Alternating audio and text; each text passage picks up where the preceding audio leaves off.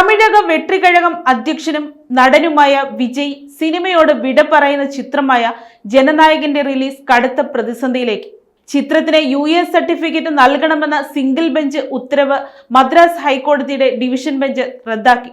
Chief justice Mahindra Mohan Srivastava, justice G Arun Murugan എന്നിവരടങ്ങിയ ബെഞ്ചാണ് ഹർജി വീണ്ടും പരിഗണിക്കാൻ സിംഗിൾ ബെഞ്ചിനോട് നിർദ്ദേശിച്ചത്.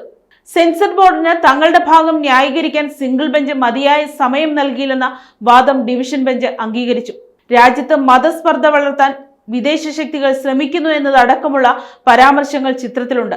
കൂടാതെ തമിഴ് സാംസ്കാരിക തനിമയെ അപകീർത്തിപ്പെടുത്തുന്നതും സൈന്യത്തെ മോശമായി ചിത്രീകരിക്കുന്നതുമായ രംഗങ്ങൾ അംഗീകരിക്കാനാവില്ലെന്നും കോടതി കർശനമായി നിരീക്ഷിച്ചു.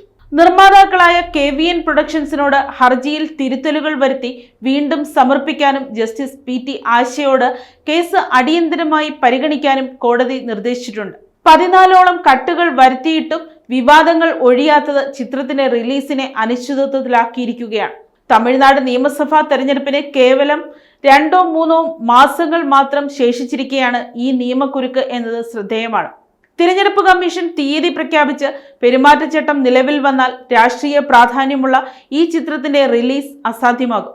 പൊങ്കൽ റിലീസായി എത്തേണ്ടിയിരുന്ന ചിത്രം വൈകുന്നത് സാമ്പത്തികമായി തകർക്കുന്നുവെന്ന് നിർമ്മാതാക്കൾ നേരത്തെ സുപ്രീം കോടതിയിൽ അറിയിച്ചിരുന്നുവെങ്കിലും ഹൈക്കോടതിയിൽ തീർപ്പ് കൽപ്പിക്കാനായിരുന്നു സുപ്രീം കോടതിയുടെ നിർദ്ദേശം.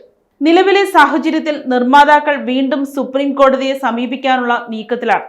News desk, Kottarakkara media.